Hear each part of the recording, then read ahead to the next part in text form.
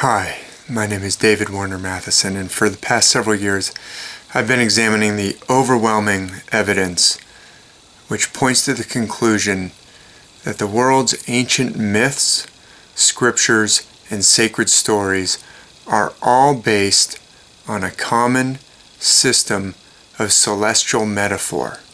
And by this I mean that the characters and the episodes, the adventures, the stories that are recounted, as well as the characters themselves, are based on a foundation of metaphor using specific constellations around the world. In other words, virtually all of the stories and characters, the figures and the episodes that are recounted in, for example, the Bible, can be shown to be based on the stars. And by that I mean specific constellations play the role of the characters and suggest the action of the episodes. They are not literal. They are based on celestial metaphor. And that means that they are trying to tell us something using a system of metaphor. And it's the same system that can be found around the world. So the figures of Adam and Eve are based on constellations, can be shown to be based on constellations. The figures of Cain and Abel, or Noah and the ark, or Abraham and Sarah, or the figure of Samson and Delilah. Moses is found in the heavens. The figure of Moses is associated with specific constellations. The figure of David and Goliath, specific constellations. The same can be said for all the characters and events in the New Testament. Virtually all the characters and events in the New Testament, all the way up through the book of Revelation. The same can be said for the characters and events that are described in the Ved of ancient India, as well as the characters and events described in the myths of ancient Greece and ancient Egypt, ancient Mesopotamia, even ancient China and Japan, the myths of Australia, of Africa, of other parts of Europe, the Norse myths of Scandinavia and Northern Europe, the sacred stories of the Americas, and all the way across the Pacific. The myths of the Polynesian cultures of the Pacific Ocean are all based on celestial metaphor. Virtually all can be shown to be based on celestial metaphor. And what's even more astonishing is it appears to be the same system worldwide, a common system of celestial metaphor worldwide. And by this I mean that somebody might object and say, well, of course, the stars can be seen all around the world, so it seems to be obvious that people would use the stars to build their myths. Well, first of all, it's not obvious that myths should be based on the stars. So when we find that happening again and again all the way around the world, that in itself is a significant fact that we wouldn't necessarily expect. But the fact that they all appear to be using the same system of outlining the constellations and the same system of ascribing characteristics to specific constellations, meaning the constellation has the same characteristics in myths around the world, that is astonishing.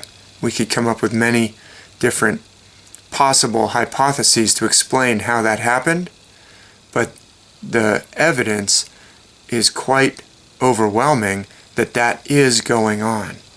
In other words, the constellation Hercules in the sky shows up in the myths around the world with very much the same types of characteristics from one culture to another, even from the Norse myths to the myths of the Maya, or the myths of ancient Greece or of ancient India. And that's astonishing, especially because although some constellations, when we look up in the sky, are fairly obvious, we might expect people in different parts of the world to look up at, let's say, Orion or Scorpio and outline those stars in roughly the same way. But there are many constellations that take some familiarity to even find them in the sky. They're not obvious. Hercules is actually one such constellation. The stars of the constellation Hercules, the way they seem to be lining up these stars in the myths around the world, is as this powerful figure wielding either a sword or a club, and in different myths around the world, or different myth systems, it shows up as a different weapon, but it's usually the most powerful weapon in any system, including the thunderbolt weapon. Is usually the character who wields the thunderbolt weapon is usually associated with this constellation. And ancient artwork from, let's say, ancient Greece show characters who are associated with Hercules, the constellation, in the same outline as the stars in the sky. But we wouldn't necessarily expect different cultures who are separated from one another to connect those stars in the same way. And even more obscure is, in front of the constellation Hercules is a constellation that we call Corona Borealis, or the Northern Crown. It's a beautiful arc of stars, and we could imagine that people around the world might see it as a crown or as a necklace. That's not too unusual to imagine that different people in different parts of the world would see this arc as, let's say, a necklace or a crown or a circlet that goes around the head or something like that. But the myths in many parts of the world envision this constellation as an infant that's being grabbed by the constellation Hercules. That is fairly astonishing. Let me give some examples.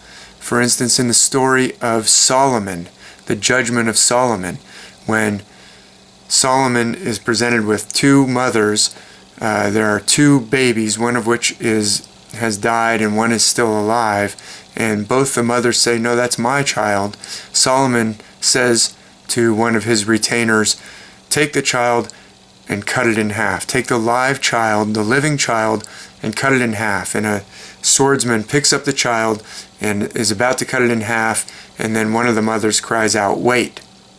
Well, that scene can be shown to match up with the constellations in the sky. Solomon actually lines up with the constellation Ophiuchus, but the swordsman lines up with the constellation Hercules, and he's holding an infant while he's brandishing this giant sword. The infant that he's holding is Corona Borealis. That's an unusual way to imagine Corona Borealis, but in this scene, it's painted over and over down through the centuries. The baby is always arcing in a way that suggests the constellation Corona Borealis, and the swordsman is almost always depicted with the sword held over his back in a distinctive fashion that lines up with the constellation Hercules.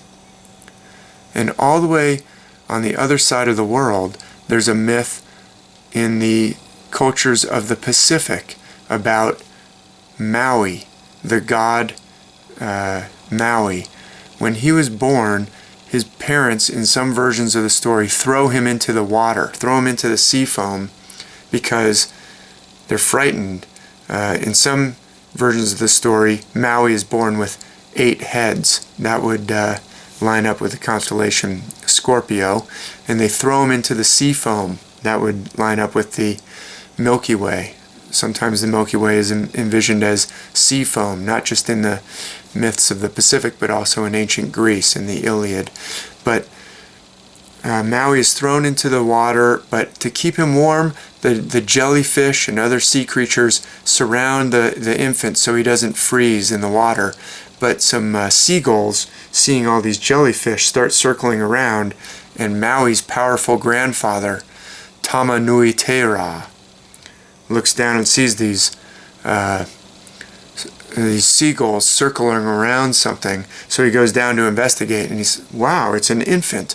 So he pulls the infant, Maui, out of the sea foam, takes him back to his dwelling, and hangs Maui up by the rafters over the fire to warm up and dry off.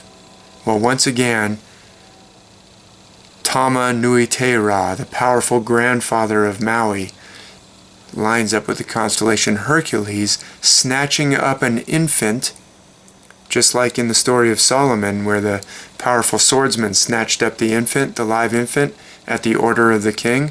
In this case, Maui's powerful grandfather snatches Maui up out of the sea foam, hangs him up in the rafters to dry off over the fire. The smoke from the fire is once again the Milky Way. The band of the Milky Way goes right by the constellation Hercules.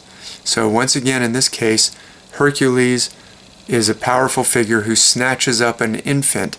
These in two separate myths, they're both based on the same constellations, with the same characteristics being ascribed to those constellations, even though those characteristics are by no means obvious. You would not expect that to just crop up by itself in different parts of the world with no connection to one another.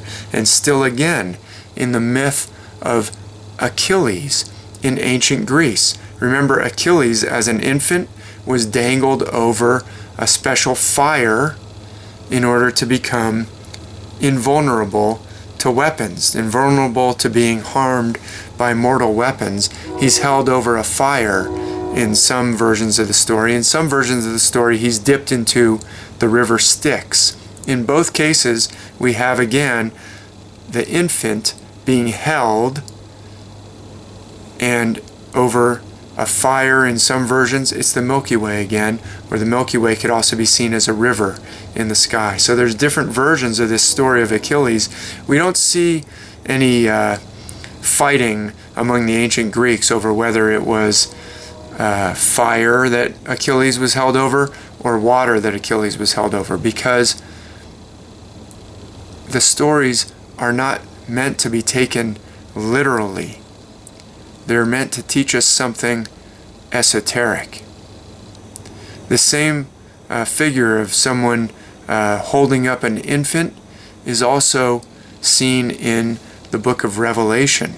At the very end of the scriptures that were collected into what we call the New Testament, the canonical New Testament, the last book that was collected there and placed at the end was the book of Revelation. And in Revelation 12, chapter 12 and verse 5, there's a description of a woman who's in travail, meaning she's about to give birth, and there's a seven-headed dragon crouching just beneath her, ready to devour the infant as soon as it's delivered. That's the constellation Virgo, plays the woman. And once again, Scorpio, sometimes envisioned as having 7 heads, sometimes 8 heads, sometimes 9 heads, such as when the hero Heracles fights the Hydra. It's 9 heads. But the Scorpio with 7 heads, or the dragon with 7 heads, that's described in Revelation 12, is Scorpio. And in 12 verse 5, Revelation 12 verse 5, we read that God snatches up the infant and takes him up to be safe from the dragon. As soon as the infant is born, the child is born of the woman, God snatches the infant up to his throne. Once again, that is the constellation Hercules, lifting up the ark of Corona Borealis, the northern crown, envisioned as an infant, which is not intuitively obvious to the casual observer, but can be shown to be at play in all these various myths around the world. And we could do the same for story after story, myth after myth. These myths and scriptures and sacred stories are based on the stars. And somehow an ancient system of celestial metaphor, probably extremely ancient, predating ancient Egypt, predating ancient Mesopotamia, predating ancient China and ancient India, because all those cultures are using this same system. I believe that although it's not certain where this system came from, it probably is extremely ancient and predates all those ancient civilizations that are known to history, is probably from some forgotten culture even more ancient than those. And somehow all the myths from around the world preserve a memory of this ancient system. It's possible that that ancient culture that's now forgotten was destroyed in some way by some cataclysm, some disaster, possibly a meteor or a comet striking the Earth, as some researchers have suggested, possibly solar flares and solar activity, as other researchers have suggested. But this ancient culture, the survivors had to go underground, possibly, and scatter about the Earth and eventually rebuild, and the stories were preserved in different cultures in different ways. But I believe that is what may have been going on. But these are profound ancient wisdom preserved in these myths, but they're not literal.